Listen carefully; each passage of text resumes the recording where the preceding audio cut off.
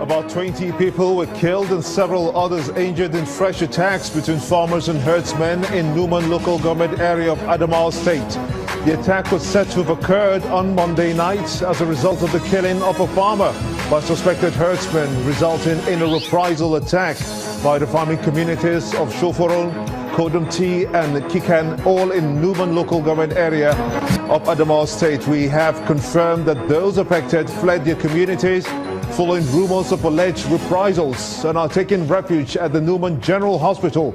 How much more of the killings will continue unabated?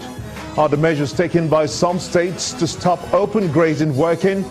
We're going to focus on that in just a moment. Data feeds are coming through in one place simultaneously on all our social media platforms, channelstv.com and on youtube.com/channelsweb.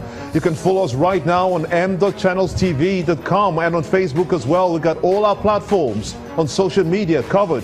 Be part of the show. Tweet at Gimba Umar CTV. Use the hashtag State of the Nation to air your thoughts on the subject. The ECOWAS court has adjourned the case involving the leader of the indigenous people of Biafra, IPOB Nnamdi Kanu, and the federal government. The self-acclaimed IPOB leader had filed a suit requesting $800,000 as compensation from the government for allegedly infringing on his human rights. The counsel to Nnamdi Kanu informed the ECOWAS court that the motion was filed as a deliberate attempt to frustrate the trial because the government had more than 1 month to file the motion but failed to do so. The hearing of the suit was subsequently adjourned to February 8, 2018. Is this yet another painstaking delayed treason court case? Will it end in the manner of the MASOB leader Ralph Wazirike? The federal government has condemned the burial of 26 girls found dead in the Mediterranean Sea and demanded explanation from the Italian government. The senior special assistant to the President of Foreign Affairs and Diaspora, Mrs. Abike Dabiri-Erawa, says that the girls were sold as slaves, and this is something that should be unaccepted to the whole world.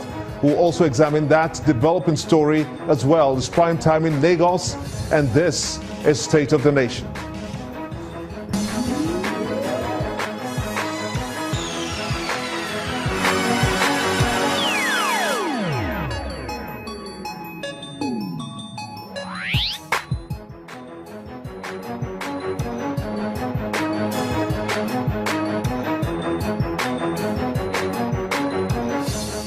Welcome everyone in Nigeria and the rest of the world. I am Gimba Umar and this is State of the Nation. Right behind me, data feeds are still coming through on all our social media platforms in one place simultaneously. Be part of the show. Tweet at Gimba Umar CTV and use the hashtag State of the Nation.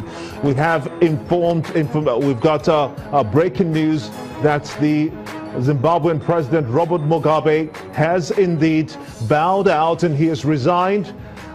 We understand that after so much pressure and moves to get him impeached by members in that country, Robert Mugabe, who is 83 at the moment, has finally resigned from office. That will be 93 years old. He has actually resigned from office. That's the breaking news that we're following at this time. We're going to keep tabs on that story, but just before then, after concerted efforts to improve security at all levels of government, it has happened again. About 20 people were killed and several others injured in fresh attacks between farmers and herdsmen in Numan, Adamawa State. And this is coming on the heels of the controversial anti-open grazing laws in effect in Benue State, with Taraba State also looking at that possibility of adopting same fully. While that is ongoing, tragedy struck in Numan, Adamawa State. Let's get a better understanding of this. Oladende Ario is a security expert. He joins me in the studio. I want to thank you so much indeed for coming on State of the Nation at this time. This is happening just so unexpectedly, I would say, because we thought that after seeing the cases of Benue State enacting that law on the 1st of November that prohibits open grazing, and then we saw the Nasarawa State government, on the other hand, says that perhaps this is not the way to go because some of the grey areas were still hanging. What was your impression when you heard about this attack? I knew that it was a time bomb waiting to explode. Impunity has been brought to bear on all of these things. And I say impunity more on the part of the cattle men. Animal husbandry is a private business, and that's my own position at all times. To that extent, your business stops being legal or legitimate at the point where it destroys my own means of livelihood.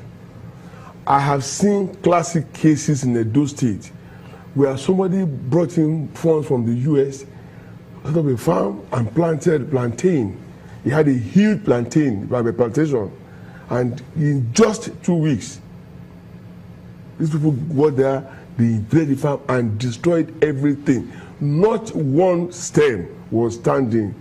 Now, Ekiti State comes to my mind. They've had the law banning open grazing. Have you heard any news from there lately?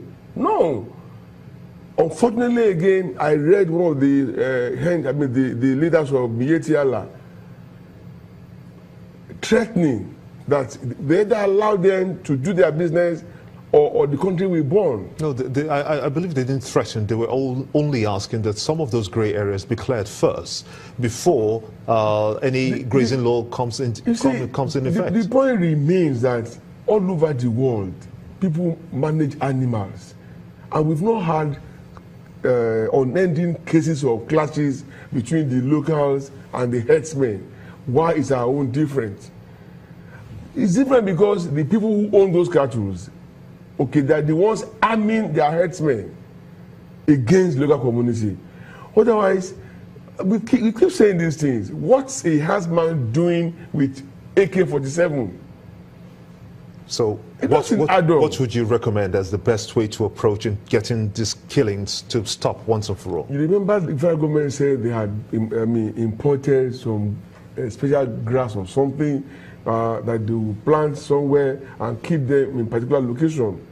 Okay, I also remember when they came and said that the desertification is the reason why they had to migrate southwards. But the question remains, if you must migrate, the interests of the people, the indigenes, the farmers, should it not be taken into consideration? Must your own business come over and then destroy their means of livelihood? People borrowed money to invest in farms. What do you think about the trans-grazing route that cuts across Nigeria? Well, it's been there over the time. Should we close it? We cannot just close it like that because we all eat meat, okay? We all enjoy these things. I would prefer a situation whereby a more pragmatic approach, okay, can be brought in.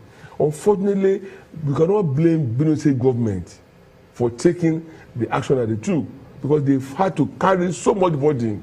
They lost people, they lost investments, they lost farms, and the government was made to look bad and weak. Okay, so closing it is not the solution, but they should be made to know that they must to the authority of the local people. One, number two, they must. They should not take the animals to farms. They can go into the thick forest or wherever, but not to farmlands that are purposely cultivated. That's destructive.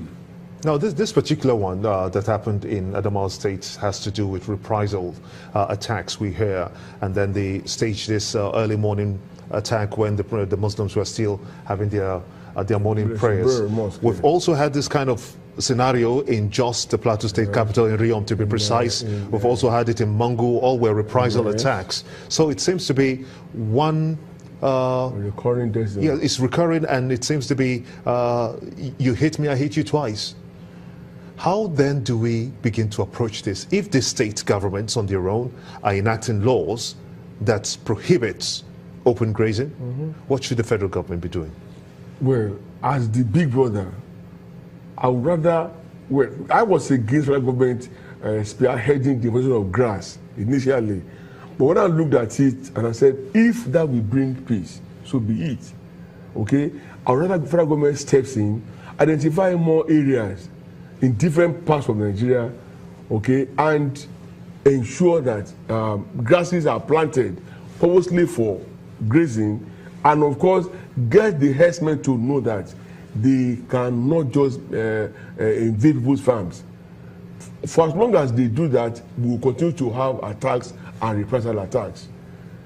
There was one that happened, I can't remember now, in Poti School, that they invaded a market and killed people senselessly.